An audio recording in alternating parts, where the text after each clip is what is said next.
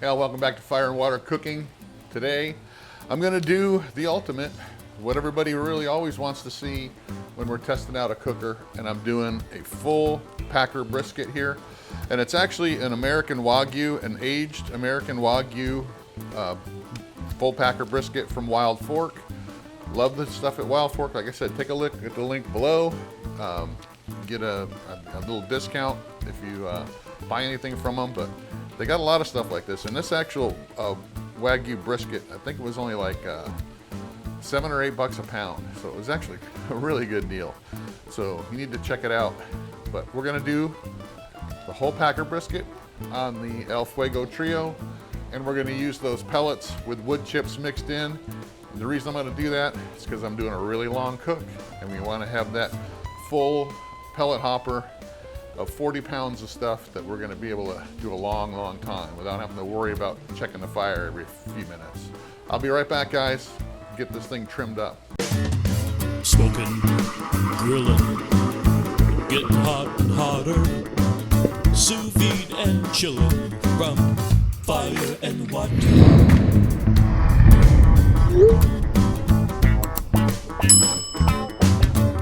All right, guys, as you can see, we got a pretty good fat cap on here. Lots of stuff to trim. But we're gonna do just a straight cook on the smoker. So I don't really have to trim a ton of this off. I just wanna kind of clean it up and get some of the really big, thick chunks of hard fat that are not gonna render off. And I'm not gonna bore you with me trimming this up. You've seen plenty of videos on trimming it. But what I'm gonna do is just get it trimmed up some. We're gonna put it in this pan here, and we're gonna season it up with my all-purpose black garlic seasoning, and we're gonna let it sit in the fridge overnight and brine. So, all right, guys, I got it trimmed up as good as I can, good as I want it. Like I said, this is gonna be cooking for a long time, and so I left a lot of that fat cap on. Doesn't have to look pretty, guys. I just got most of the big pieces of solid fat off of here, as you can see, and we're going to render some of that down for later for when we wrap it. So you can see that side, guys. Still got some of that fat in the crease there between the point and the flat, but I did that on purpose because I want that to kind of stay in there and get all nice and juicy, keep that in between. So like I said, some of this we're going to render, and we're going to, when we wrap it in the butcher paper, we're going to use some of that tallow to moisten it up in there. We're going to cook this all day tomorrow, so this is going to sit in the fridge overnight, brining, and then we're going to cook it all day tomorrow. When it gets done, we're going to take it, we're going to put it in my holding oven and let it sit in there, and then we're going to eat it up. So I'm going to go ahead then and just get this all seasoned up. It's really, I found it's really a good idea to, when you're seasoning up a brisket like this, to get one of these big pans. It just makes it easier. Your rub doesn't go all over the place.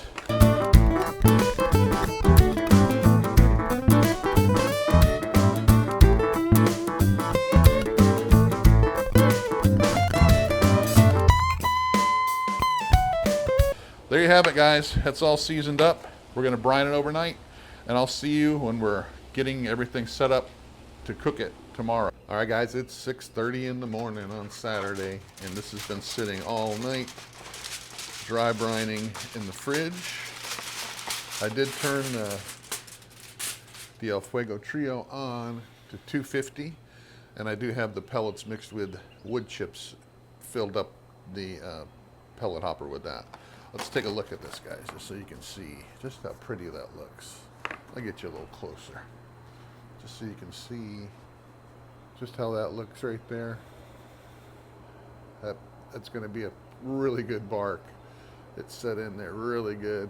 I might just put just a little bit more on there, just to kind of clean up any spots. But I'm pretty happy how this is looking. Definitely gonna turn out to be a really good brisket. All right, so this here is the side without the fat cap, and I'm gonna actually put the fat cap down because I want my heat. I'm going to put this on the top shelf, and the heat's going to come kind of from the bottom and the top. So I'm also going to put this pan back in there underneath with some water in it to kind of catch the drippings and to kind of give me some more moisture in the cooker. It's just going to help have this thing cook evenly. To have any kind of steam in there, it's going to let the temperature kind of balance out and help actually the heat penetrate into the meat more. All right, guys, I'm going to go ahead and get this on. I'm going to show you the the smoker real quick too, just so you can see what we're doing. All right, the pit is firing up here. I'm going to set it to 250, and that's what we're going to run. And we're running those wood chips there with the pellets. You can get those at the Lone Star Grillz website. Only in the Lone Star Grillz pellet grills, though, guys. All right, guys, getting ready to close this up so that the temperature can start to climb some more, because we've got some good smoke rolling. Fire's going good. Just wanted to show you the setup. So I got my brisket right here in the middle, got my water pan right here, right underneath, and there's the probe in the deepest point there of where the pit, or where the point and the flat kind of join right there. So right in the middle, that's where we're going to do this for now. We're going to see how this runs. Probably check it in a good 2 or 3 hours, see how it's going, and then if we have to ever turn this, we might turn it eventually. I'll kind of I'll probe over here with my instant read to see how the temperature is actually, how the temperature is doing on this side as well, and if we have to turn it down the road, we can turn it. I don't know if I've ever told you guys before, with this particular smoker here, when you're using it as a pellet grill, the Lone Star actually suggests you have your vent over on this side all the way open to so that it can adjust the temperatures and keep the temperatures where they're supposed to be. It's designed to have that vent completely open for a free flow of the smoke and the heat. So just thought I'd touch base with that, because I can't remember if I told you guys this before. All right, guys, it's been just about 2 hours and 30 minutes or so, and yeah, that fireboard is keeping it right there, right at the 250. As you can see, that I like the accuracy of this, because it goes by, you know, just decimal points of temperature measurement there. And it keeps that auger going, just to keep it right where it should be. So as you can tell on the lid thermometer, it's not quite reading the same temp, but that's because we got all this stuff kind of blocking the temp there from it reading the proper temp, because we've got the brisket in here in that water pan. So I'm really just going to go by what the thermometer right over the fire pot is saying. Let's see what that's looking like. Looking pretty good. I'm going to spritz it, get a little moisture on there to attract some more smoke. We're looking at right around 100 degrees on the internal temp, showing a little hotter on this side and on the thicker part there, which you kind of would expect. But so far, guys, at 2.5 hours, it's looking really, really good. Get you a little closer so you can see. This is what that bark is starting to look like. Looking good already. Guys, I've been really impressed with the fireboard system on this particular cooker. It really is holds the temperature right where it needs to be, and it's a really accurate monitor system. And it has the analyze feature here that will actually tell you when your meat's going to be done. Pretty cool setup. All right, guys, so they've been sitting at about 155 degrees now for a good 45 minutes to an hour without moving much at all. So that's my stall. So I'm going to go ahead and take these off now and wrap them in butcher paper, or this. I just said this and them because of both sides I'm monitoring here. So let's take a look at it. It's been about 2 hours since I've checked it. We're sitting right at about a little over 7 hours here, guys. Look at that. Looking really good. Check that out. Looking really good so far, huh?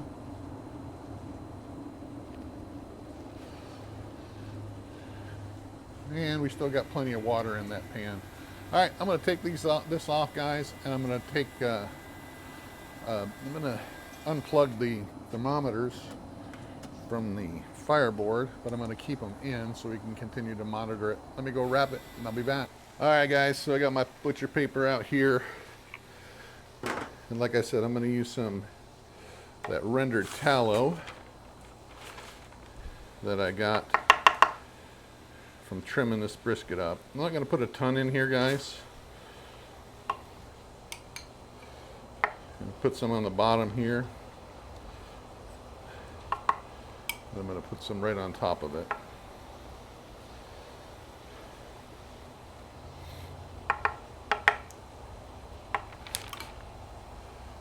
All right, I'll try to keep the thermometers in. Man, this is still a heavy brisket. Ugh.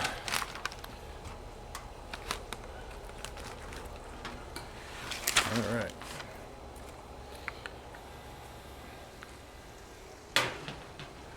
It's looking good though. I think our bark is pretty set. For sure. Let me get the rest of some more tallow on top here. I'm not going to overdo it on the tallow because it'll just all come out of the paper.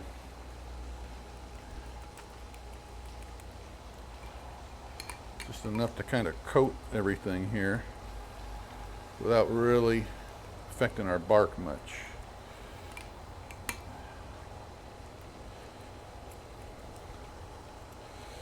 I think that's about good.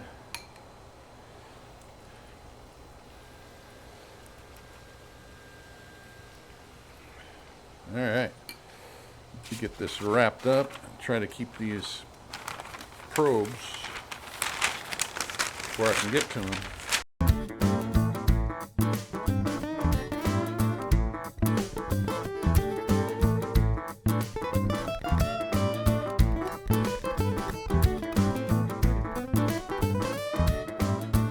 All right, guys, it's all wrapped up. I'm going to get it back on the smoker, and we're going to monitor it till we get over probably 205 or so.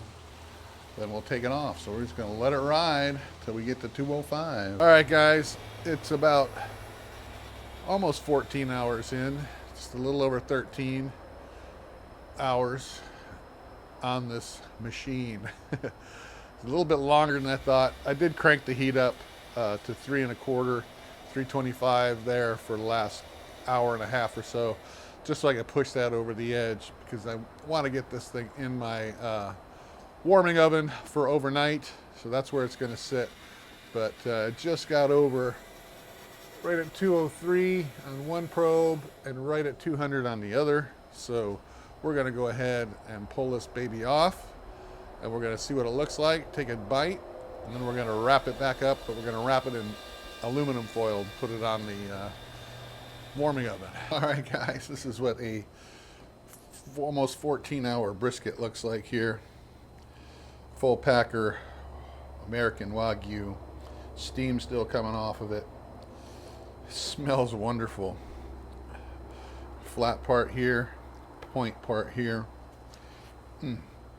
So technically it's done, but I'm going to rest it, not just to finish it off, let it tenderize more, but just to keep it perfect until we're going to serve this up tomorrow after we get home from church. We got people coming over for a get-together, and this is going to be just perfect. And having that warming oven over here, the Weber warming oven right over there, is a perfect way to hold barbecue like this for many hours, to let it finish up, get a lot more tender, get that the juices flowing, as you say. And it's what a lot of the professional barbecue restaurants use. I'm going to take a bite of this, guys, because I really want to get some. Oops. People are going to yell at me because I cut it against the grain. But I just wanted to get a small piece of it. Check out that smoke ring. That's an awesome smoke ring from that using the oak wood chips with the pellets.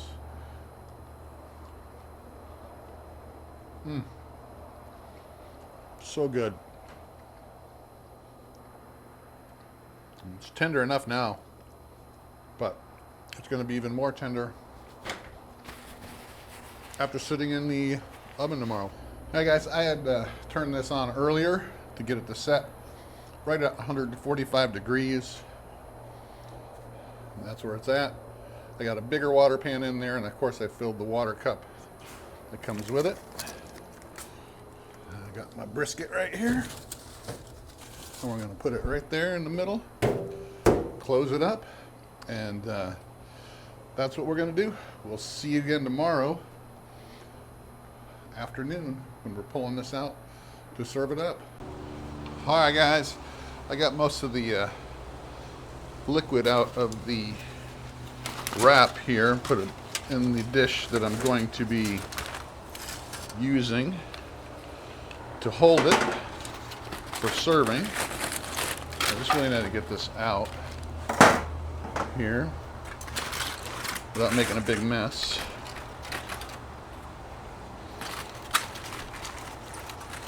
Whew. It's falling apart on me, guys. There we go.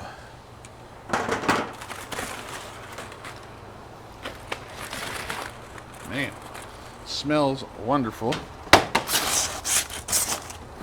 Just waiting for the people to arrive. So while I'm doing that, I'm going to go ahead and slice this bad boy up so you guys can see how it turned out.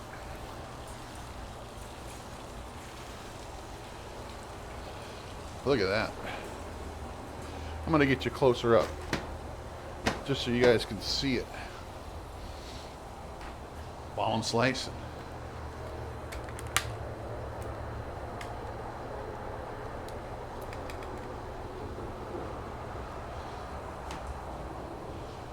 Look at that, guys. All done, ready to go. I think we're going this way. Yeah, bubby.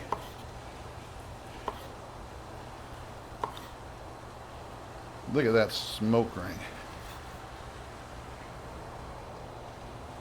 Still got plenty of juices in there too.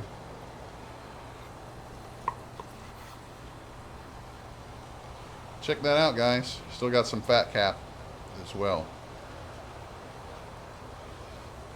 That's it. 13 hours in the smoker, 12 hours in the holding oven, and it's tender, moist, juicy. It's awesome.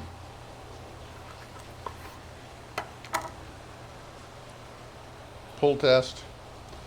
It's not crumbly or falling apart. It's really good. All right, guys, that's it.